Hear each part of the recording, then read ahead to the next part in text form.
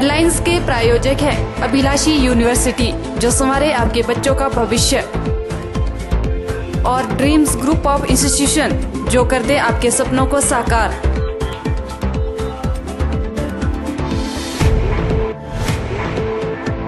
राहुल गांधी पर गुजरात में हुए पथराव से कांग्रेस कार्यकर्ताओं में पनपा भारी रोष। सुंदरनगर में केंद्र सरकार के खिलाफ की जमकर नारेबाजी।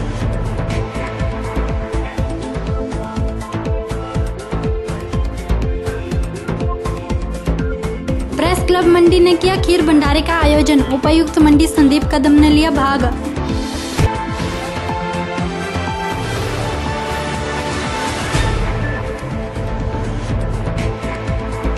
मंडी डाइट में प्रयास प्लस कार्यशाला का किया जा रहा है आयोजन। 48 के करीब प्रतिभागियों ने लिया भाग।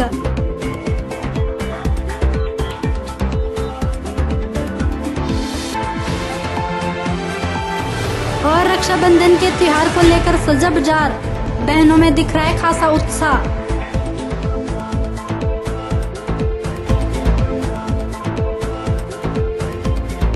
नमस्कार, स्वागत है आपका ओरिएंटल टाइम्स में और मैं हूं आपके साथ बीना चौहान।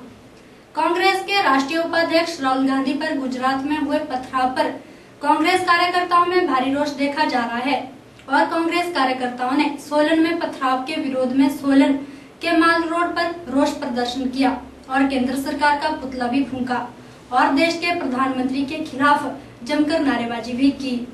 कांग्रेस जिला अध्यक्ष राहुल ठाकुर ने कहा कि उनके राष्ट्रीय अध्यक्ष पर भाजपा के गुंडों द्वारा सोची समझी साजिश के तहत हमला करवाया गया है, जिसमें सुरक्षा कर्मचारी भी गंभीर रूप से घायल हो गए हैं। उन्होंने कहा कि वे इस तरह की राजनीति को नहीं चलने देंगे और अगर फिर भी भाजपा इस तरह की ओछी राजनीति करेगी तो वह भी उसी भाषा में उसका जवाब देंगे। बीजेपी की गुंडों ने उनके ऊपर जिस तरीके से पत्थरबाजी की और उनकी गाड़ियों को नुकसान पहुंचाया और उनके सुरक्षाकर्मी भी उसमें घायल हुए, उसकी हम घोर निंदा करते हैं और उसी के विरोध में आज जो है जो केंद्र सरकार का और मोदी जी का हमने यहाँ पुतला फूंका है। और हम ये बात सीधे तौर पे केंद्र सरकार को कहना चाहते हैं कि अगर इस तरीके की राजनीति वो करेंगे तो उसी तरीके से कांग्रेस जो है उसका जवाब देगी। कांग्रेस उसी तरीके से जवाब देने में सक्षम भी है। ओरिएंटल टाइम्स के लिए सोलन से ब्यूरो रिपोर्ट। हमीरपुर में पूर्व मुख्यमंत्री प्रेम कुमार धूमल ने एक बार फिर से प्रदेश सरकार पर तीखा हमला बोला है और पत्रकार वार्ता में कांग्रेस सरकार के खिलाफ माफिया राज की सरकार कहा है। धूमल ने कहा कि बीजेपी के आरोपों की पुष्टि एनजीटी ने कर दी है, जिसमें तारा देवी में देवदार के पेड़ों के काटने पर फैसला दिया है, जिससे सरकार की किरकिरी हुई है क्योंकि जांच की रिपोर्ट को प्रदेश सरकार ने दबाया था। पूर्व सीएम धूमल ने कहा कि भरमौर अवैध वन कटान मामला और फॉरेस्ट गार्ड होशियार सिंह की हत्या के मामले में भी सीबीआई की जांच करवाई जाए। 2014 से लगातार बोल रहे हैं कि हिमाचल प्रदेश में सरकार नाम की कोई चीज़ नहीं है, बल्कि माफिया राज चला हुआ है। इसमें वन माफिया, भू माफिया, खनन माफिया, शराब माफिया, ट्रांसफर माफिया और ड्रग माफिया। और कानून व्यवस्था की स्थिति बिगड़ने में मुख्य कारण माफिया राज है। प्रदेश में अवैध कटान हुआ है। पहले तो वन मंत्री के अपने चुनाव क्षेत्र में 1802 वृक्ष। धूमल ने कहा कि जो सरकार जानमाल व प्रदेश की सुरक्षा नहीं कर सकती है, उसे सत्ता में रहने का कोई हक नहीं है।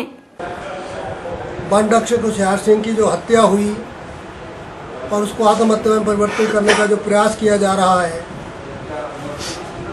कि उसने जहर खाया, नसें काट लिया, फिर उल्टा होके वृक्ष के ऊपर उल्टा टंग गया। जो हाई कोर्ट में रिपोर्ट जांच की दी गई है, कहा जाता है कि उसमें ये है ही नहीं कि अगर उसने जहर खाया तो लिया कहाँ से। उसकी भी सीबीआई जांच की मांग हम कर रहे हैं और करते रहेंगे जब तक होती नहीं। इसी प्रकार से अनेकों घटनाएं लॉ एंड ऑर्डर के टूटने की, लोगों के सम्मान के साथ खिलवाड़ करने की सारे प्रदेश में घट रही है। हमने कहा है कि जो सरकार जान माल और लोगों के सम्मान की रक्षा न कर सके, उसको सत्ता में रहने का अधिकार नहीं है, त्याग पत्र दे और नए चुनाव तुरंत हो। आपको बता दें कि मुख्यमंत्री वीरभद्र सिंह के विधानसभा क्षेत्र के तहत तारा देवी में देवदार के 477 पेड़ काटे गए थे, लेकिन सरकार ने इन्हें देवदार नहीं झाड़ियां कहकर टाल दिया था। लेकिन एनजीटी ने अब फैसला सुनाते हुए 1.5 करोड़ का जुर्माना लगाया है, जिससे बीजेपी के कांग्रेस पर लगाए जा रहे आरोप सही साबित होते हुए नजर आ रहे हैं, जिससे राजनीति फिर से गर्मा गई है। ओरिएंटल टाइम्स के लिए हमीरपुर से जसबीर की रिपोर्ट। लंबे समय से जिला परिषद की त्रैमासिक बैठकों में न आने वाले अधिकारियों की अब खैर नहीं होगी और जिला परिषद सदस्य अधिकारियों के कार्यालय में आकर धरना प्रदर्शन करेंगे, क्योंकि जिला अधिकारी का बैठकों में न पहुंचने से कई विकास कार्य रुके हुए हैं, जिससे समस्याओं का समाधान भी नहीं हो पा रहा है। इसी कड़ी में जिला परिषद चेयरमैन राकेश ठाकुर ने पहल करते हुए सीएमओ कार्यालय हमीरपुर में पहुंचकर बैठक में न आने का कारण पूछा।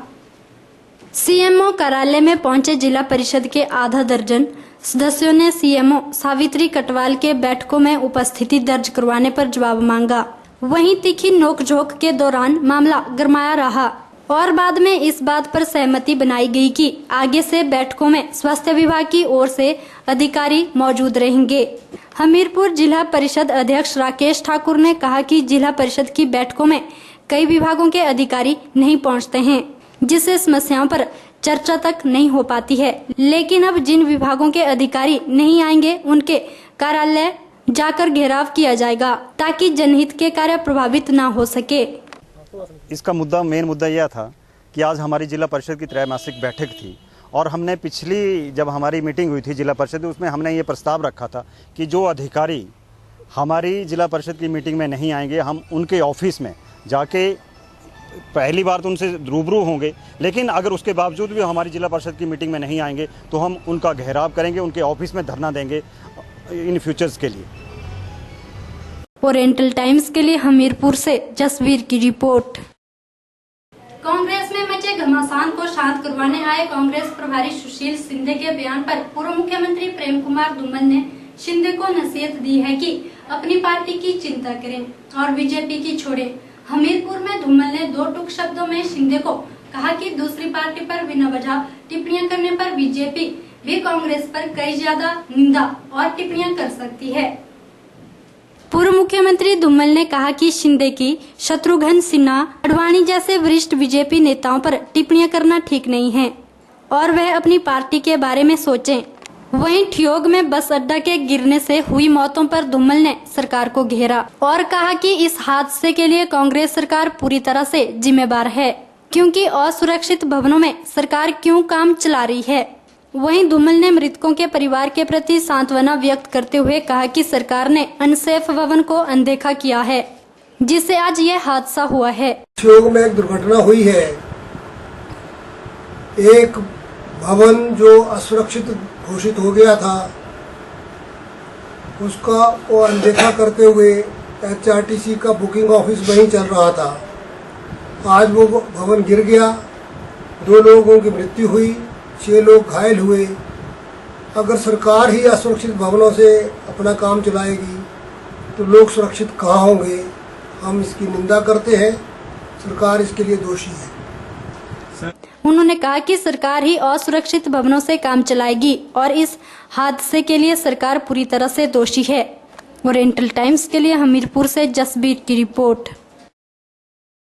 गत दिन गुजरात में कांग्रेस पार्टी के उपाध्यक्ष राहुल गांधी पर हुए पथराव पर शनिवार को जिला कांग्रेस कमेटी के कार्यकर्ताओं द्वारा प्रधानमंत्री नरेंद्र मोदी का पुतला फूंका गया। इस दौरान कांग्रेस पार्टी के कार्यकर्ताओं द्वारा जमकर नारेबाजी भी की। जिला कांग्रेस कमेटी द्वारा शनिवार को केंद्र सरकार के खिलाफ नारेबाजी करते हुए पीएम मोदी की शव यात्रा निकालकर मोदी का पुतला फूंका गया। इस दौरान जिला अध्यक्ष दीपक शर्मा ने बताया कि उपाध्यक्ष राहुल गांधी पर जिस तरह से पथराव किया गया, उसके विरोध में कांग्रेस पार्टी ने प्रधानमंत्री नरेंद्र मोदी का पुतला फूंका। उन्होंने कहा कि मोदी सरकार तानाशाह का रास्ता अपना रही है, जिसकी कांग्रेस पार्टी कड़े शब्दों में निंदा करती है। साथ ही कांग्रेस पार्टी ईंट का जवाब पत्थर से जरूर देगी। आज जिला कांग्रेस कमेटी मंडी ने कल जो गुजरात में अखिल भारतीय कांग्रेस पार्टी के उपाध्यक्ष राहुल गांधी जी पे जो पथराव किया गया, उसके विरोध स्वरूप हमने मोदी जी का आज पुतला फूंका। आज भारत में संघ वर्सेस संविधान की लड़ाई चल पड़ी है। एक तरफ संघीस्थान, दूसरी तरफ हिंदुस्तान, और एक तरफ हमारे हाथों में तिरंगा है और उनके दिमाग में चल रहा दंगा है। हम इस कायराना हरकत का, इस ओछी हरकत का घोर विरोध करते हैं और जिला कांग्रेस कमेटी मोदी सरकार को और उनके भक्तों को ललकारती है कि अगर इस प्रकार से कायराना हरकतें, अगर उन्होंने हिंदुस्तान को तोड़ने के लिए और कांग्रेस पार्टी के प्रति जो तानाशाही वाली जो हरकतें अगर उन्होंने चालू की, तो इसका जवाब, ईंट का जवाब पत्थर से दिया जाएगा। इस अवसर पर कांग्रेस पार्टी के सभी कार्यकर्ता मौजूद रहे। ओरिएंटल टाइम्स के लिए कैमरा पर्सन विप्लव सकलानी के साथ ब्यूरो रिपोर्ट, मंडी। प्रो कबड्डी सीजन 5 में खेल रहे मंडी जिला के बल मलवाना गांव के महेंद्र सिंह ने बेंगलुरु बुल्स की तरफ से कबड्डी में धमाल मचा दिया है। लगातार 2 मैचों में खेल रहे महेंद्र को दोनों मैचों में बेस्ट डिफेंडर के खिताब से नवाजा गया है। आपको बता दें कि महेंद्र को प्रो कबड्डी सीजन 5 में बेंगलुरु बुल्स ने 20 लाख रुपए में खरीदा है और महेंद्र आर्मी में भी कार्यरत हैं और रेड आर्मी से खेलते हैं। प्रो कबड्डी में पहला मैच तेलुगु टाइटन से हुआ, जिसमें राहुल चौधरी जैसे स्टार खिलाड़ी हैं, उन पर भी महेंद्र भारी पड़े और इस मैच में उन्हें बेस्ट डिफेंडर से नवाजा गया। प्रो कबड्डी सीजन 5 में महेंद्र ने अपना पूरा दमखम दिखाया और लोगों की वाहवाही भी लूटी। ओरिएंटल टाइम्स के लिए पंडोर से देशराज ठाकुर की रिपोर्ट। वक्त एक छोटे से ब्रेक का, आप देखते रहिए ओरिएंटल टाइम्स।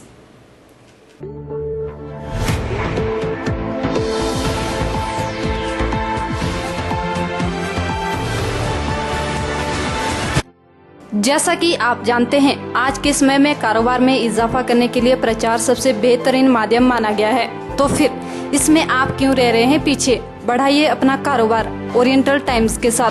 हम दे रहे हैं आपको मौका कम दरों पर बेहतरीन प्रचार का। एडवर्टाइजमेंट करने के लिए ओरिएंटल कम्युनिकेशन के मार्केटिंग ग्रुप से आज ही संपर्क करें। 7018644640 9857565001। हर वर्ष की भांति इस वर्ष भी एकादश रुद्र मंदिर में श्रावण महोत्सव का उत्सव मनाया जा रहा है। इस बार एकादश रुद्र मंदिर में 38वां श्रावण महोत्सव आयोजित किया जा रहा है। रविवार 16 जुलाई से 15 अगस्त 2017 तक नाश्ता प्रातः 8 बजे, लंगर 11:30 से दोपहर 1 बजे तक, रामायण पाठ रात्रि 8 बजे से 9 बजे। मंगलवार 15 अगस्त 2017 को रुद्र अभिषेक व चंडी पाठ प्रातः 8 बजे, हवन प्रारंभ सुबह 10 बजे, पूर्णाहुति दोपहर 12 बजे और विशाल भंडारे का आयोजन दोपहर 1 बजे से शाम 5 बजे तक आयोजित किया जाता है। आप सभी लोग श्रावण महोत्सव के इस उपलक्ष्य पर एकादश रुद्र मंदिर में सादर आमंत्रित है। शादी का सीजन शुरू होते ही रतन सिंह सराफ एंड सन्स में ग्राहकों की तादाद देखते ही बन रही है। यह एक ऐसा ज्वेलरी शोरूम है जो मंडी में सालों से भरोसे और नए नए डिजाइन के लिए जाना जाता है। अगर आप भी गहने लेने की सोच रहे हैं तो एक बार जरूर मोती बाजार स्थित रतन सिंह सराफ एंड सन्स में पहुँचे या फिर संपर्क करें 9418 300005।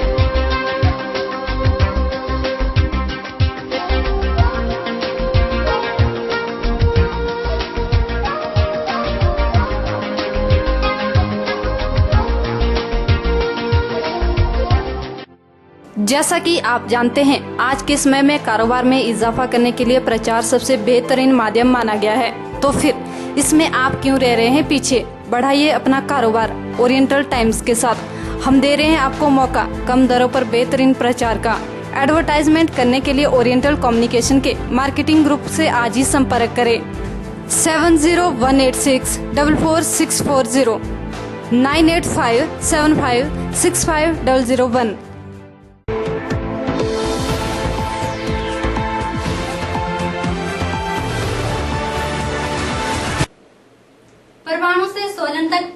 रफ्तार थमी रही। कुछ ही देर में यह जाम परमाणु से लेकर कुमारहट्टी तक लगा रहा, जिसमें सैकड़ों गाड़ियां फंसी रही।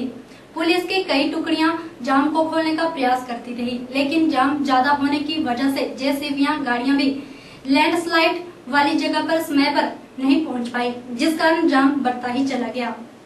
ज्यादा बारिश होने की वजह से सड़क और रेल मार्ग दोनों पर ल्हासा आ गया और यातायात पूरी तरह से रुक गया। दूध, ब्रेड और अखबार भी समय पर लोगों को नहीं मिल पाया, जिसकी वजह से लोगों को और दुकानदारों को भारी दिक्कतों का सामना करना पड़ रहा है। मैं आज किराने की दुकान पे गया तो दूध और ब्रेड बच्चों के लिए लेने गया था, क्योंकि बच्चे सुबह को स्कूल जाते। मैं जब दुकानदार के यहाँ गया तो वो बोला दूध और ब्रेड और मक्खन ये हमारे यहाँ अभी है ही नहीं, आया ही नहीं है। न आने की वजह से मेरे बच्चों को बड़ी दिक्कत हुई, तो मेरी मिसेज ने उनको बड़ी मुश्किल में कुछ और चीज़ें बना के दी, और ब्रेड और दूध और मक्खन मिल नहीं पाया दुकान में। दूध ब्रेड हमारा दही का काम है। मैं डेली तो सुबह ये डेली 6 साढ़े 6 हमारे पास दूध सप्लाई पहुँच जाती है। आज ये काफ़ी लेट हो गया, लगभग कोई 11:30 बजे के आसपास दूध ब्रेड आया। तो जो सवेरे नौकरी जाने वाले नौकरी पेशा वाले स्कूल, दुकानदार, स्टूडेंट्स सबके लिए बहुत परेशानी का सब हो रहा। सब के जो रेगुलर ग्राहक थे हमारे पास दूध ब्रेड लेने के लिए, उनको आज दूध उपलब्ध नहीं हो पाया। रास्ते में जाम लगा हुआ जी, रास्ते में कोई लैंडस्लाइड होगा, कोई लाशा गिर गया समथिंग, तो उस वजह से जाम की स्थिति बनी है। जाम की वजह से दूध लेट आएगा और दिनचर्या भी प्रभावित रही। लोगों ने कहा कि दूध ब्रेड न मिलने की वजह से उनके बच्चों को स्कूल जाने में भारी दिक्कतों का सामना करना पड़ा। यही नहीं, आज रेलवे लाइन पर जगह जगह मलबा आ जाने से रेलवे मार्ग भी पूरी तरह से बाधित रहा। सभी ट्रेनें अभी तक रद्द कर दी गई है। रेल मार्ग अवरुद्ध होने से सरकारी कर्मचारी समय पर कार्यालय नहीं जा पा रहे हैं। वहीं पर्यटकों को भी भारी हताशा हाथ लगी और वे अपनी मनपसंद टॉय ट्रेन में भ्रमण नहीं कर पाए। कम किराए के लिए जो रेल का सफर करते थे, उन्हें भी आज बसों में अधिक खर्च कर अपने स्थान पर जाना पड़ा। घूमने के लिए आए थे सोलन में रुके हुए होटल में, तो यहाँ की मोनो ट्रेन जो है वो बताया गया कि बहुत ही मशहूर है, तो उसकी भी सवारी करने के लिए आए, पर टिकट काउंटर पता लगा कि रास्ते में स्लाइडिंग हो गई है। सर हम आए हैं दिल्ली से, लेकिन यहाँ दिक्कत ट्रेन नहीं आ रही और हम वेट कर रहे हैं 1 घंटा वेट करते करते। कहीं पहाड़ गिर गया है और उसकी वजह से हम यहाँ 1 घंटा वेट कर रहे हैं। दिक्कत यही है रही है कि बस में तक किराया बहुत लगेगा, यही का इंतजार कर रहे हैं बैठे। और यहाँ ट्रेन का वेट कर रहे हैं, ट्रेन तो आ रही नहीं है। कोई बोलता है कि पता नहीं है, 11:30 बजे का टाइम है, कोई पता ही नहीं है। हम परेशान हो रहे हैं, बच्चे साथ हैं हमारे, बहुत परेशान हो रहे हैं हम, बताइए क्या करें। अधिकारी मतुल की जो बता रहे हैं कि बारिश की वजह से कहीं पर मिट्टी गिर गई है, पेड़ गिर गए हैं, उसकी वजह से ट्रेन लेट है। इस मौके पर जिला पुलिस अधीक्षक मोहित चावला ने कहा कि 4 लेन के चलते सड़क को चौड़ा किया जा रहा है, जिसकी वजह से पहाड़ों को काटा गया है और लगातार बारिश से पहाड़ों का मलबा सड़क पर आ गया है। फिलहाल जानमाल का कोई नुकसान नहीं है। उन्होंने बताया कि पुलिस की टुकड़ियां जगह जगह तैनात की गई है, जो उच्च अधिकारियों के साथ मिलकर जाम खुलवाने का कार्य कर रही है। रात से वर्षा हो रही थी तो लैंडस्लाइड हो रही थी, बट 2 जगह ब्लॉक हो चुका है NH, और वहाँ पे ट्रैफिक में बाधा आ रही है, ऑब्स्ट्रक्शन आ रही है। रेलवे क्योंकि डेब्रिस बहुत ज़्यादा आया, और रेलवे में भी जो हमें लॉग आया है उसमें भी 7 और 8 पॉइंट्स पे जहाँ पे डेब्रिस ट्रैक्स पे है, रेलवे की अपनी यूनिट उसको ट्रैक को क्लियरेंस में लगी हुई है। उसमें भी इंश्योर ये किया जाएगा, प्रयास कर रहे हैं कि उसको जल्दी क्लियर किया जाए। अर्ली मॉर्निंग आवर्स था, सप्लाई निश्चित है, उसको देर लगा होगा, बट पुलिस ने कुछ दिन पहले सड़क बाधित होने से वैकल्पिक मार्ग चलाने का भरोसा दिया था, लेकिन इतना बड़ा जाम लगने के बाद भी सड़कों का रूट प्लान बदला नहीं गया है। इसकी वजह से जाम पर नियंत्रण नहीं किया जा सका। ओरिएंटल टाइम्स के लिए सोलन से ब्यूरो रिपोर्ट। सुंदरनगर जिला कांग्रेस ने शनिवार को रेस्ट हाउस चौक पर केंद्र सरकार के खिलाफ नारेबाजी करते हुए पीएम मोदी की शव यात्रा निकालकर मोदी का पुतला जलाया। इस दौरान कार्यकर्ताओं में गहरा रोष देखने को मिला। जिला अध्यक्ष पवन ठाकुर के नेतृत्व में विश्राम गृह चौक पर जिला कांग्रेस ने गुजरात में हुए राहुल गांधी पर हमले के विरोध में पीएम मोदी का पुतला जलाया और केंद्र सरकार के खिलाफ जमकर नारेबाजी भी की। वहीं इस मौके पर जिला अध्यक्ष पवन ठाकुर ने कहा कि गुजरात में बाढ़ पीड़ितों से मिलने पहुंचे राहुल गांधी पर हुए पत्थर के विरोध में आज जिला कांग्रेस सुंदरनगर ने पीएम मोदी की शव यात्रा निकाल उनका पुतला जलाया और जमकर नारेबाजी भी की। वहीं उन्होंने कहा कि केंद्र सरकार द्वारा घटिया किस्म की राजनीति की जा रही है। गुजरात में अपनी जमीन खिसकती देख भाजपा ने बौखलाहट में राहुल गांधी पर पथराव किया। वहीं उन्होंने कहा कि भारत में लगातार लोकतंत्र की हत्या की जा रही है और उन्होंने कहा कि राहुल गांधी पर हमला होना बहुत ही दुर्भाग्यपूर्ण है। उन्होंने कहा कि देश के अंदर भारतीय जनता पार्टी का नहीं, पीएम मोदी और अमित शाह का राज है और भारतीय जनता पार्टी की विचारधारा रखने वाले लोग आज भी लाइन में लगे हैं, चाहे वो लालकृष्ण आडवाणी हो या मुरली मनोहर जोशी या फिर शांता कुमार हो। आदरणीय राष्ट्रीय उपाध्यक्ष राहुल गांधी कल गुजरात में बाढ़ पीड़ितों के साथ मिलने के लिए जा रहे थे, तब भारतीय जनता पार्टी के कार्यकर्ताओं ने उनके गाड़ी के ऊपर हमला किया और वो बाल बचे। उसके संबंध में हमने आज नरेंद्र मोदी का जो पुतला जलाया, हमने एक संदेश दिया भारत सरकार को, मोदी जी को माध्यम से संदेश दिया, इस माध्यम से संदेश किया कि देश में लोकतंत्र की हत्या नहीं की जा सकती। ये देश लोकतांत्रिक देश है, इसमें सबको बोलने का अधिकार है। लोकतंत्र में की खूबसूरती ये है कि लोग दो दल, एक सत्ता का होता है, एक परिपथा का होता है। सत्ता का मतलब होता है इसको देश को चलाना, परिपथा का मतलब होता है इस देश में जो शासक है उसके ऊपर नजर रखना, क्या सत्ता सही चली है, गलत चली है। उस संदर्भ में आदरणीय राहुल गांधी जी आज बाढ़ पीड़ितों को मिलने के लिए कल जो है वो गुजरात गए थे, उनका हालचाल पूछने के लिए, क्योंकि गुजरात में भारतीय जनता पार्टी की बहुत बुरी हालत है। भारतीय जनता पार्टी की वहाँ से जमीन खिसक रही है, वो अपनी जमीन को बचाने के लिए बड़ी नीचे हथकंडे अपना रहे हैं और बढ़ती हुई राहुल गांधी की पॉपुलरिटी को वो दबोचना चाहते हैं, क्योंकि अमित शाह और मोदी जी दो, भारतीय जनता पार्टी नहीं है आज देश के अंदर, आज दो शाहों का राज है। एक है नरेंद्र मोदी शाह का और दूसरा अमित शाह का। भारतीय जनता पार्टी का किसी प्रकार का कोई शासन नहीं है, क्योंकि भारतीय जनता पार्टी के जो विचारधारा के लोग हैं वो आज साइड में लाइन में है, चाहे वो लालकृष्ण आडवाणी हो, मुरली मनोहर जोशी जी हो, शांता कुमार हो, इस तरह से कई जो ऐसे लोग हैं वो। ओरिएंटल टाइम्स के लिए सुंदरनगर से आदर्श यादव की रिपोर्ट। राजकीय प्राथमिक शिक्षा संघ मंडी द्वारा पुरानी पेंशन प्रणाली को फिर से लागू करने के लिए जोरदार धरना प्रदर्शन किया गया, जिसमें प्राथमिक शिक्षा संघ के कर्मचारियों ने बढ़ चढ़कर भाग लिया। इस दौरान सरकार के खिलाफ जमकर नारेबाजी भी की गई। पुरानी पेंशन प्रणाली को फिर से लागू करने के लिए राजकीय प्राथमिक शिक्षा संघ द्वारा जोरदार धरना प्रदर्शन किया गया, जिसमें प्राथमिक शिक्षा संघ के कर्मचारियों द्वारा बढ़ चढ़कर भाग लिया गया। राजकीय प्राथमिक शिक्षा संघ के महासचिव रमेश चौहान ने बताया कि सरकार ने 15 मई 2003 के बाद ओल्ड पेंशन स्कीम के सारे प्रावधानों पर प्रतिबंध लगा दिया है और नई पेंशन स्कीम में केवल कर्मचारियों को नाम मात्र ही पेंशन दी जाती है, जिससे कर्मचारियों में गहरा रोष पनपा हुआ है। उनकी सरकार से मांग है कि ओल्ड पेंशन स्कीम को फिर से लागू किया जाए और नई पेंशन स्कीम के प्रावधान को पूर्ण रूप से खत्म किया जाए, जिसको लेकर उन्होंने राष्ट्रपति, प्रधानमंत्री व मुख्यमंत्री को उपायुक्त मंडी के माध्यम से ज्ञापन भी भेजा है। ऑल इंडिया पीटीएफ के निर्देशानुसार, हिमाचल पीटीएफ के निर्देशानुसार हम लोगों ने आज जो ज्ञापन सौंपा, ये हमने माननीय राष्ट्रपति महोदय जी को, प्रधानमंत्री जी को, राज्यपाल जी को, हिमाचल प्रदेश के मुख्यमंत्री जी को ये सौंपा।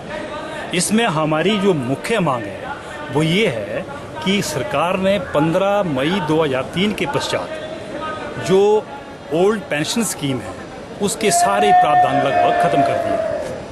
हम लोगों को इस चीज़ का उस समय ज़्यादा ज्ञान नहीं, लेकिन वास्तविकता जब हमने अभी देखी तो इसमें ये पाया कि उसमें जो ओल्ड पेंशन स्कीम में जो प्रावधान मिलते हैं वो पूरी तरह से ख़त्म कर दिए गए। हमारी यही मुख्य मांग रही है कि जितने भी कर्मचारी, कोई अधिकारी हैं, वो 15 मई 2003 के पश्चात जिनकी अपॉइंटमेंट हुई है उनको ओल्ड पेंशन स्कीम में लाया जाए और जो नई पेंशन स्कीम का प्रावधान किया गया है इसे पूरी तरह से खत्म कर दिया जाए। और ये आह्वान जो है ये सिर्फ हिमाचल प्रदेश और जिला मंडी में नहीं, ये पूरे भारतवर्ष में है, all India prime teacher federation के सौजन्य से। इसलिए हम उनको भी सहयोग कर रहे हैं, जिसमें हमारे आने वाली जो पीढ़ी है उनका जो बुढ़ापा है उसको पूरी तरह से जो वो खत्म करने की कोशिश की गई है।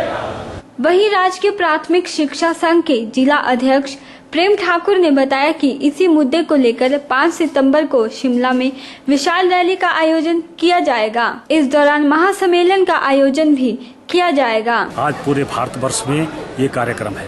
इसके बाद 5 सितंबर को हमारी एक विशाल रैली हिमाचल प्रदेश शिमला में होने जा रही है।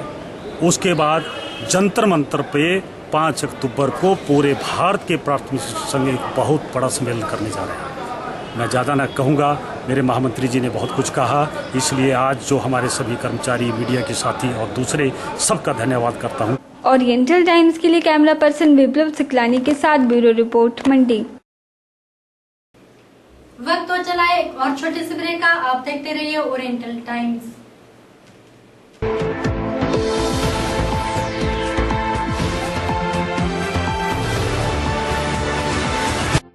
जैसा कि आप जानते हैं, आज के समय में कारोबार में इजाफा करने के लिए प्रचार सबसे बेहतरीन माध्यम माना गया है। तो फिर इसमें आप क्यों रह रहे हैं पीछे? बढ़ाइए अपना कारोबार ओरिएंटल टाइम्स के साथ।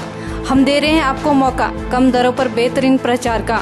एडवर्टाइजमेंट करने के लिए ओरिएंटल कम्युनिकेशन के मार्केटिंग ग्रुप से आज ही संपर्क करें। 7018644640 9857565001। आपके शहर नेर चौक में खुल गया है RAK टाइल्स का शोरूम। इस शोरूम में आपको मिलेगी विश्व की नामी कंपनी RAK कंपनी की हर छोटी बड़ी टाइल्स।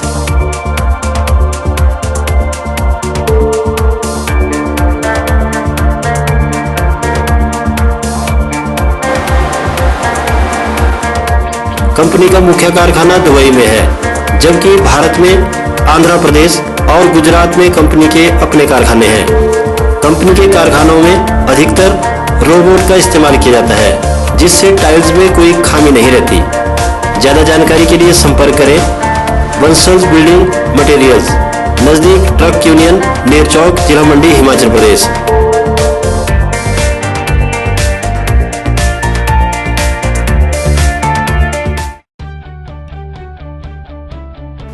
आपके मंडी शहर में आ गया है रेमंड टेलर बाया जांगड़ा। रेमंड टेलर बाया जांगड़ा स्पेशल जेंट्स सूट और बेडिंग ड्रेस डिजाइनर के लिए मशहूर है। हर प्रकार के जेंट्स कपड़ों की सिलाई का विशेष अनुभव रखने वाले रेमंड टेलर बाया जांगड़ा अब आपके लिए अपनी सेवाएं दे रहे हैं आपके शहर मंडी में। कॉलेज से ऑफिस तक, शादी से सगाई तक, सदा आपके साथ। रेमंड टेलर बाया जांगड़ा, चौटा बाजार, चंद्रलोक गली, मंडी, जिला मंडी, हिमाचल प्रदेश। संपर्क करें 9418954764।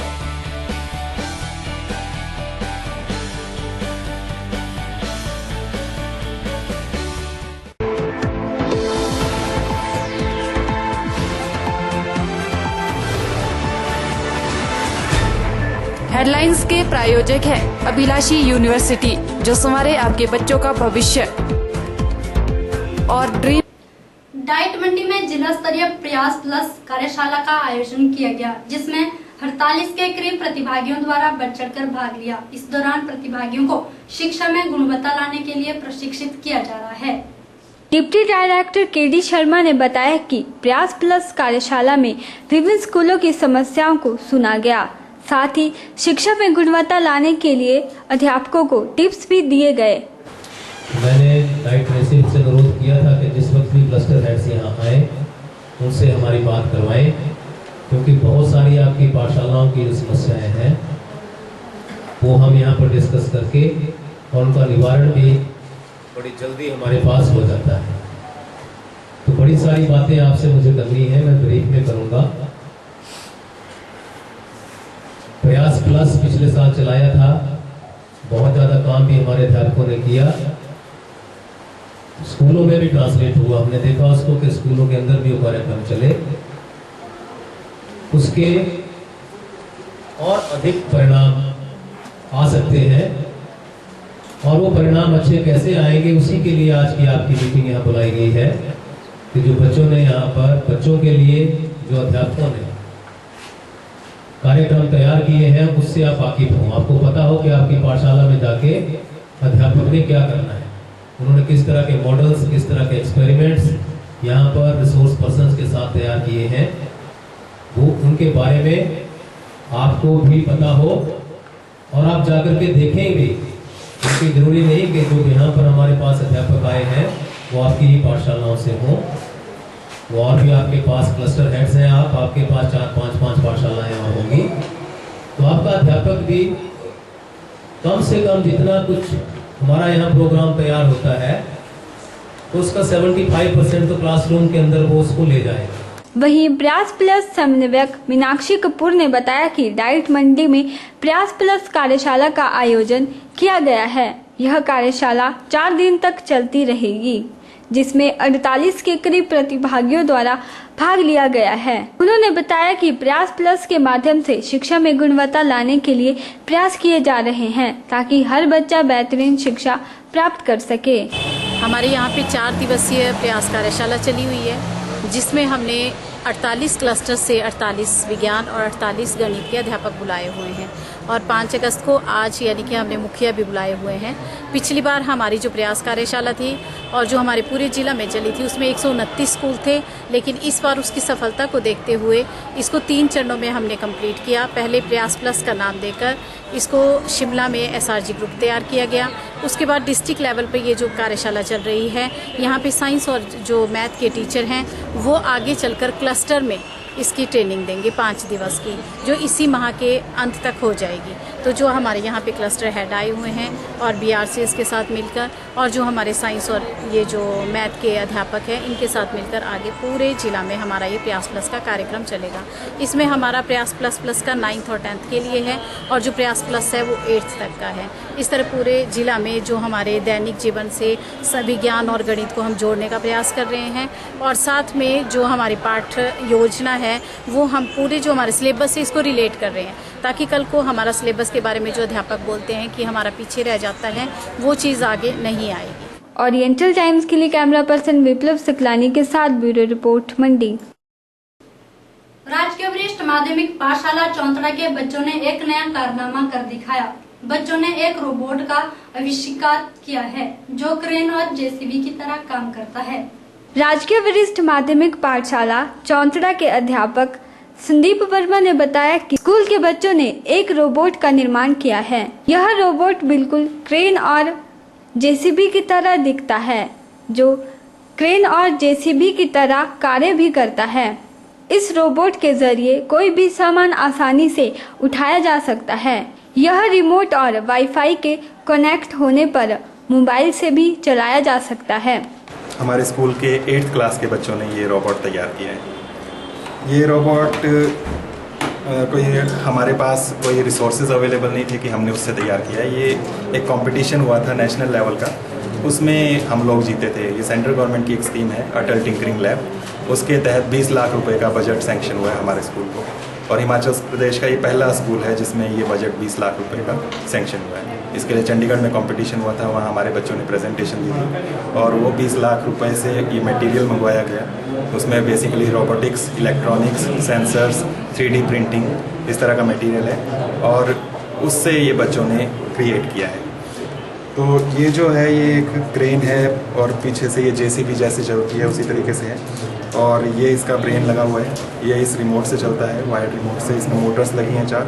ये बच्चों ने सारा क्रिएट किया है और इस वायर्ड रिमोट से इसको आप हैंडल कर सकते हैं, चला सकते हैं। दूसरा इसमें वाईफाई भी है, तो आप इसको मोबाइल से वाईफाई से कनेक्ट करके दूर से भी खड़े खड़े ऑपरेट कर सकते हैं बिना इस वायर के। तीसरा एक और मेथड है, इसको प्रोग्रामिंग से चला सकते हैं। ओरिएंटल टाइम्स के लिए कैमरा पर्सन विप्लव सकलानी के साथ ब्यूरो रिपोर्ट मंडी। प्रेस क्लब मंडी द्वारा शनिवार को सावन माह के उपलक्ष्य पर खीर भंडारे का आयोजन किया गया, जिसमें उपायुक्त मंडी संदीप कदम ने बतौर मुख्य अतिथि शिरकत की और स्वयं अपने हाथों से उपायुक्त ने लोगों को खीर बांटी। इस दौरान लोगों ने बढ़ चढ़कर भाग लिया। शनिवार को प्रेस क्लब मंडी द्वारा सावन माह के पावन अवसर पर खीर भंडारे का आयोजन किया गया, जिसमें उपायुक्त संदीप कदम ने बतौर मुख्य अतिथि शिरकत की और स्वयं अपने हाथों से उपायुक्त ने लोगों को खीर बांटी। प्रेस क्लब मंडी के प्रधान अंकुश सूद ने बताया कि सावन माह के उपलक्ष्य पर प्रेस क्लब मंडी के सभी पत्रकारों द्वारा खीर भंडारे का आयोजन किया गया, जिसमें 3 क्विंटल खीर का वितरण लोगों में किया गया। आज मंडी प्रेस क्लब के सभी पत्रकारों द्वारा जो है खीर भंडारे का आयोजन किया गया था, जिसमें लगभग 3 क्विंटल दूध की हमने खीर बनाई और श्रावण मास में जिस तरह सभी इसका भंडारा लगाते हैं उस तरह भंडारा लगाया था। और बड़ी खुशी की बात है कि सब लोगों ने बड़े उत्साह उसमें दिखाया और काफी जल्दी जो है खीर का जो है वितरण। इस अवसर पर प्रेस क्लब मंडी के सभी पत्रकार मौजूद रहे। ओरिएंटल टाइम्स के लिए कैमरा पर्सन विप्लव सकलानी के साथ ब्यूरो रिपोर्ट मंडी। रक्षाबंधन के त्योहार को एक ही दिन बाकी है, जिसको लेकर मंडी बाजार में लोगों की खासी भीड़ देखने को मिल रही है। इस दौरान बहनें अपने अपने भाइयों के लिए राखी खरीदती हुई नजर आ रही है। भारत त्योहारों का देश माना जाता है। यहाँ विभिन्न प्रकार के त्योहार मनाए जाते हैं। हर त्योहार अपना एक विशेष महत्व रखता है। रक्षाबंधन भाई बहन के प्रेम का प्रतीक माना जाता है। यह भारत की गुरु शिष्य परंपरा का प्रतीक त्योहार भी है। रक्षाबंधन का त्योहार श्रावण पूर्णिमा के दिन मनाया जाता है। यह त्योहार भाई बहन के अटूट प्रेम को समर्पित करता है और इस त्योहार का प्रचलन सदियों से चलता आ रहा है। इस दिन बहनें अपनी भाई की कलाई में राखी बांधती हैं और भाई अपनी बहन को रक्षा का संकल्प देता है। हालांकि रक्षाबंधन त्योहार के लिए अभी 2 दिन बाकी हैं। मंडी में भी राखी के पावन त्योहारों की तैयारियां शुरू हो गई हैं। बाजार में लोगों की खासी भीड़ भी देखने को मिल रही है। राखी खरीदने आई पायल शर्मा ने बताया कि सभी बहनें रक्षाबंधन के त्योहार का बेसब्री से इंतजार करती हैं और इस दिन बहन अपने भाई को राखी बांधती है और उससे गिफ्ट भी लेती है। इस बार रक्षाबंधन 7 अगस्त को मनाया जा रहा है और हम सभी बहनें अपने भाइयों के लिए इस त्यौहार का बहुत ही ज़्यादा बेसब्री से इंतज़ार करते हैं, क्योंकि इस दिन हमें भाइयों को राखी पहनानी होती है और उनसे गिफ्ट भी लेने होते हैं। तो इस टाइम मैं भी बस राखी लेने ही आई हूँ और सभी बहनों को और सभी भाइयों को मैं इस दिन की, इस उत्सव की बहुत बहुत बधाई देती हूँ। हैप्पी रक्षाबंधन। वहीं राखी बेचने वाले दुकानदार ने बताया कि इस बार तरह तरह की राखियां बेची जा रही है, जिनके दाम 3 रुपए से शुरू होकर 150 तक हैं। राखी जो है 3 रुपए से लेके 150 रुपए तक है, जो कम से कम 100 वैरायटी हैं। और हम जो है हर साल जो है यही क्या स्टॉल लगाते हैं। बच्चों की लाइटों वाली है और टेडी बीर है। ओरिएंटल टाइम्स के लिए कैमरा पर्सन विप्लव सकलानी के साथ ब्यूरो रिपोर्ट मंडी। आज के अंक में फिलहाल इतना ही। मुझे यानी बीना चौहान को दीजिए इजाजत। आप देखते रहिए ओरिएंटल टाइम्स।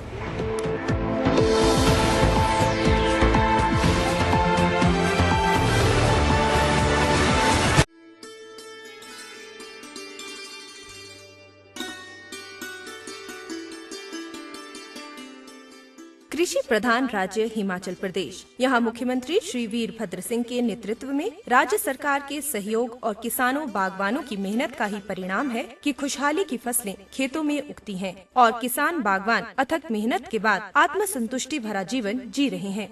प्रदेश में कृषि उत्पाद में पोषकों का संतुलित उपयोग सुनिश्चित बनाया गया। 4 लाख से अधिक मृदा स्वास्थ्य कार्ड वितरित किए गए। कृषि विभाग ने जो हमें सोयल हेल्थ कार्ड दिए हैं, हम उस अनुसार खाद का प्रयोग कर रहे हैं और समय समय पर हमें उनसे जो जानकारी मिल रही है तो उससे हमारी उपज भी बढ़ गई है और हमें काफी फायदा हो रहा है। युवाओं को रोजगार प्रदान करने के लिए मृदा परीक्षण प्रयोगशाला स्थापित करने को प्रोत्साहित किया जा रहा है। अधिकतम 25 लाख रुपए तक की प्रयोगशाला स्थापित करने के लिए 40% उपदान दिया जा रहा है। मुख्यमंत्री खेत संरक्षण योजना के तहत और ऊर्जा बाढ़ के लिए उपदान राशि 60% से बढ़ाकर 80% कर दी गई है। कृषि के लिए ट्रैक्टर खरीदने पर टैक्स एकमुश्त जमा करवाने की सुविधा दी गई है। ग्रीन हाउस कृषि आर्थिकी को सुदृढ़ बनाने में अहम भूमिका निभा रहे हैं। जब से मैंने पॉली हाउस का निर्माण किया, मुझे 2 गुना प्रॉफिट हुआ। मुख्यमंत्री ग्रीन हाउस परिवर्धन योजना भी शुरू की गई है। इसके अंतर्गत ग्रीन हाउस निर्माण के 5 वर्ष पश्चात अथवा प्राकृतिक आपदा से क्षतिग्रस्त पॉलीशीट बदलने के लिए 50% उपदान दिया जा रहा है। मुख्यमंत्री कृषि प्रोत्साहन योजना के तहत निजी व सरकारी नर्सरियों में कीवी फल पौध एवं लोहे के एंगल पर 50% उपदान दिया जा रहा है। कृषि बागवानी गतिविधियों के लिए गत वित्त वर्ष में 778 करोड़ रुपए का प्रावधान किया गया था, जबकि इस वित्त वर्ष में 908 करोड़ रुपए खर्च किए जाएंगे। राज्य के सकल घरेलू उत्पाद में कृषि व इससे जुड़े क्षेत्रों का लगभग 15% और बागवानी का राज्य की वार्षिक आय में लगभग 5000 करोड़ रुपए का योगदान है।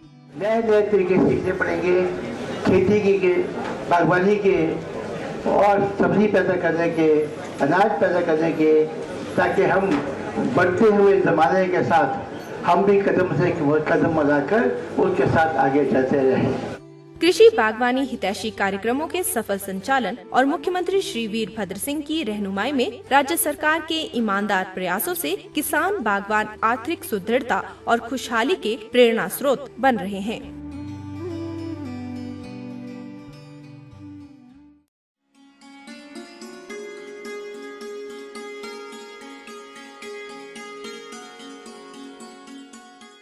शिक्षा का वास्तविक उद्देश्य है अनुशासन और प्यार से विद्या द्वारा मानव का चरित्र निर्माण करना, जिससे वह अपने परिवार, समाज, राष्ट्र और विश्व का उद्धार कर सके।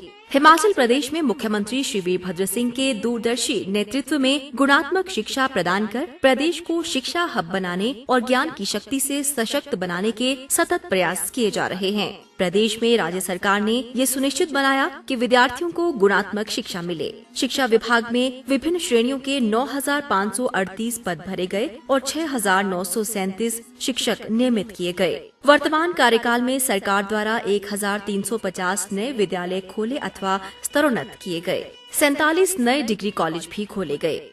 हिमाचल प्रदेश सरकार शिक्षा को सर्वोच्च प्राथमिकता दे रही है। एक वक्त था जबकि हिमाचल में बहुत थोड़े स्कूल थे जिनको आसानी से गिना जा सकता था। आज हिमाचल में 15,000 से ज़्यादा जो है स्कूल है, पहली से लेकर 10th स्कूल है, डिग्री कॉलेज है, विश्वविद्यालय है। तो इससे शिक्षा का प्रसार हो रहा है और बच्चों को उच्च शिक्षा प्राप्त करने के लिए कहीं बाहर जाने की जरूरत नहीं है। यहीं पर ही कई प्रोफेशनल कॉलेज खुल रहे हैं, जिससे कि आप अपने प्रदेश में रहते हुए जो वो तालीम हासिल कर सकते हैं। प्रदेश में सरकारी स्कूलों व केंद्रीय विद्यालयों के सभी विद्यार्थियों को परिवहन निगम की बसों में घर से स्कूल तक आने जाने की निःशुल्क यात्रा सुविधा प्रदान की जा रही है। सरकार द्वारा स्कूली बच्चों को निःशुल्क बस पे आने जाने की जो सुविधा दी जा रही है वो बहुत अच्छी है और हम भी इसका लाभ उठा रहे हैं। ऊना जिला में 122 करोड़ रुपए की लागत से भारतीय सूचना प्रौद्योगिकी संस्थान और जिला सिरमौर में भारतीय प्रबंधन संस्थान में कक्षाएं आरंभ हो गई हैं। राजीव गांधी डिजिटल विद्यार्थी योजना के अंतर्गत 10वीं तथा 12वीं कक्षा के मेधावी विद्यार्थियों को हर वर्ष 10,000 नेट बुक वितरित करने का प्रावधान किया गया है। मुझे 10th में 86% नंबर मिले हैं, जिसके तहत मुझे राजीव गांधी डिजिटल योजना के तहत लैपटॉप मिला है। इससे मुझे पढ़ाई में बहुत मदद मिलती है।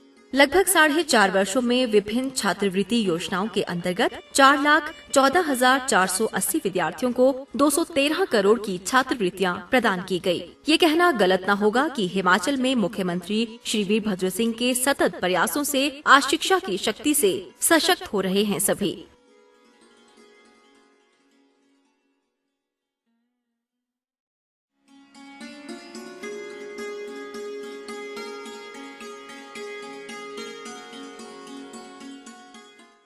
पच्चीस दिसंबर 2012 को वर्तमान राज्य सरकार ने कार्यभार संभाला था। इसी रोज प्रदेश को मुख्यमंत्री के रूप में छठी बार श्री वीरभद्र सिंह के दूरदर्शी कुशल मार्गदर्शन में आगे बढ़ने का मौका मिला।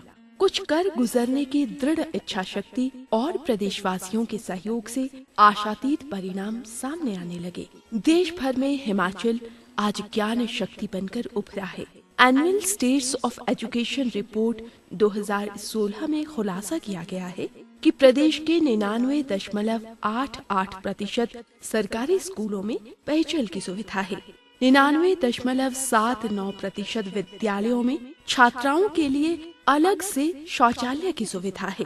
प्रदेश के 96% विद्यालय बिजली की रोशनी से जगमगाते हैं। विद्यार्थियों में पठन पाठन की अभिरुचि विकसित करने का भी खूब ख्याल रखा गया। हिमाचल में 98% विद्यालयों में पुस्तकालयों की सुविधा है। हिमाचल प्रदेश में 6 से 14 वर्ष आयु वर्ग के बच्चों की पाठशाला में नामांकन दर 99.9% है, जो देश में सर्वाधिक है। हिमाचल की खुशगवार आबोहवा में सभी मूलभूत सुविधाएं मुहैया करवाकर विद्यार्थियों का चहुमुखी व्यक्तित्व विकास कर उन्हें शिक्षित, सशक्त और अच्छे नागरिक बनाने के लिए शिक्षा के मंदिरों में तराशा जा रहा है।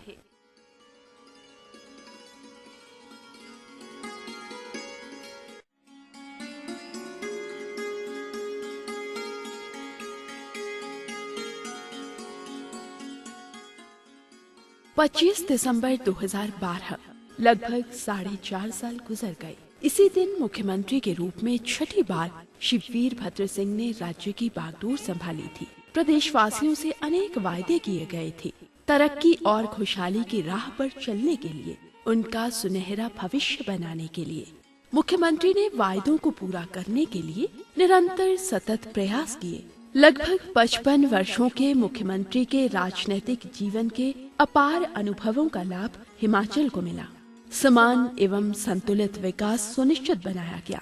इन्हीं ईमानदार प्रयासों के फलस्वरूप आज गांव-गांव सड़कें पहुंच गईं, शिक्षण संस्थानों का विस्तार हुआ, स्वास्थ्य सुविधाएं सभी को सुलभ हुई, पेंशन से वृद्धों, विधवाओं और दिव्यांगों की सामाजिक सुरक्षा बढ़ गई।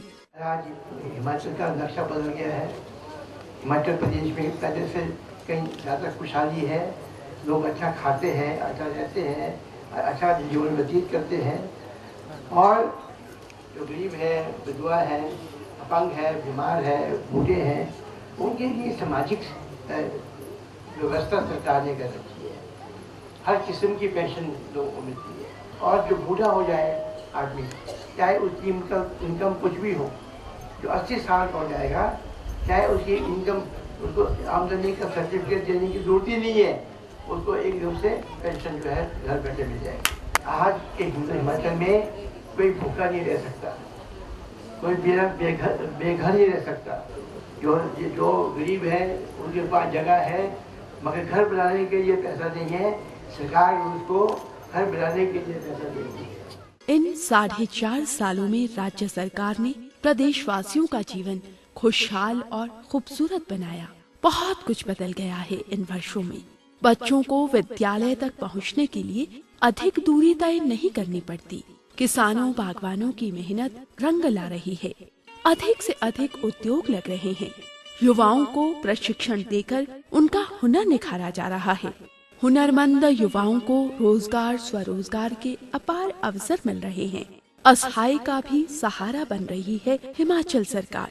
खुशहाली, सुख, समृद्धि से खुशहाल जीवन जी रहे हैं सभी। उन्नति और उल्लास के पल मिल बैठकर जी रहे हैं सभी। ये हिमाचल है, सुंदर, सशक्त, स्वावलंबी हिमाचल।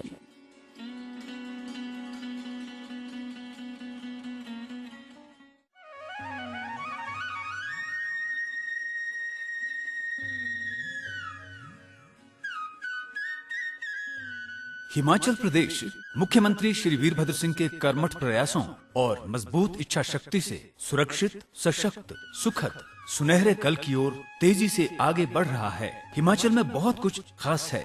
कृषि बागवानी के अनुकूल आबोहवा, पर्यटन की अपार संभावनाएं, नैसर्गिक सौंदर्य और इसके अतिरिक्त निवेश के लिए हिमाचल में अपार संभावनाएं हैं।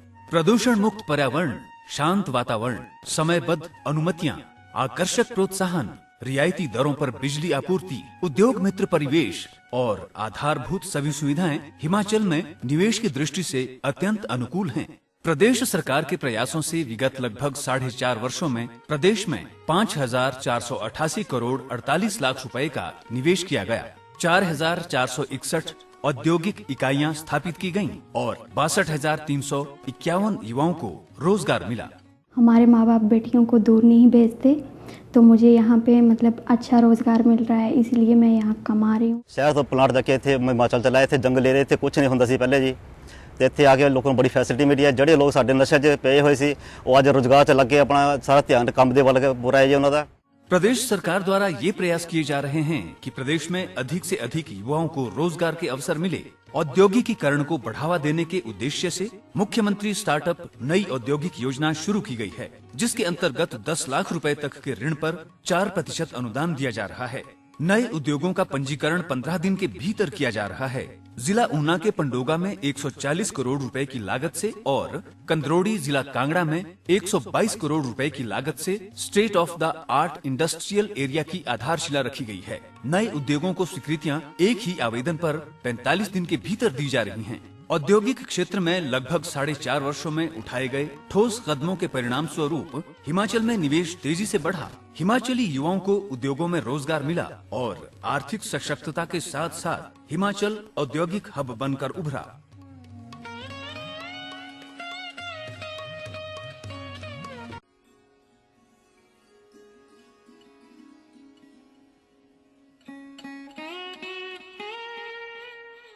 हिमाचल प्रदेश छोटा सा पहाड़ी राज्य। 25 जनवरी सन 1971 को हिमाचल को पूर्ण राज्य का दर्जा मिला। तब यहाँ केवल 7,740 किलोमीटर सड़कें थीं। शिक्षण संस्थान मात्र 4,963 थे। साक्षरता दर 31.30% थी। स्वास्थ्य संस्थानों की संख्या 620 थी। 2,904 गांवों में बिजली पहुंची थी और पानी की सुविधा 1,900 गांवों में थी। तब प्रति व्यक्ति आय 651 रुपए थी। यहाँ के मेहनतकश ईमानदार लोगों ने दृढ़ इच्छा शक्ति से ठोस प्रयास किए। प्रदेश में अधिकांश समय सत्तासीन रही कांग्रेस सरकारों ने मुख्यमंत्री श्री वीरभद्र सिंह के दूरदर्शी नेतृत्व में जनहितैषी कल्याणकारी नीतियां और कार्यक्रम बनाए। मुख्यमंत्री ने जनता की सेवा को अपना कर्म और धर्म माना और निरंतर तरक्की का बीड़ा उठाया। फिर धीरे धीरे विकास की तस्वीर ही बदल गई। आज 37,000 किलोमीटर से अधिक सड़कें हैं। प्रदेश में 16,000 से अधिक शिक्षण संस्थान विद्यार्थियों को शिक्षा दे रहे हैं। वर्ष 2011 के आंकड़ों के अनुसार प्रदेश की साक्षरता दर 82.80% हो गई है। 4,000 से अधिक स्वास्थ्य संस्थान प्रदेशवासियों को स्वास्थ्य सुविधाएं प्रदान कर रहे हैं। 100% गाँवों में बिजली और पानी की सुविधा है। वर्ष 2015-16 के आंकड़ों के अनुसार प्रदेश में प्रति व्यक्ति आय 1,35,621 रुपए हो गई है। हिमाचल प्रदेश के अंदर हर गांव के अंदर बिजली पहुंचा दी गई है। 90% जो गांव हैं, चंद जगहों को छोड़कर आज हर जगह पर मोटर गाड़ियां चल रही है। स्कूल खोले गए हैं क्योंकि हम चाहते हैं कि शिक्षा जो है सबका हक है। शिक्षित समाज हमने पैदा करना है। हमने कहा है कि अगर कहीं दूर दराज इलाका हो, वहाँ 4 बच्चे भी हों, तो मैं वहाँ प्राइमरी स्कूल खोलूंगा। यहाँ सड़कों के विस्तार ने आवागमन को आसान बनाया। शिक्षा ने प्रदेश के युवाओं को जागरूक और सशक्त बनाया। स्वास्थ्य संस्थानों के विस्तार से सेहतमंद हिमाचल वासी विकास में भागीदार बने। आज पहाड़ी राज्यों के विकास का मॉडल बनकर उभरा है हिमाचल, जिसका श्रेय प्रदेश वासियों और मुख्यमंत्री श्री वीरभद्र सिंह के नेतृत्व में सत्तासीन रही सरकारों को जाता है।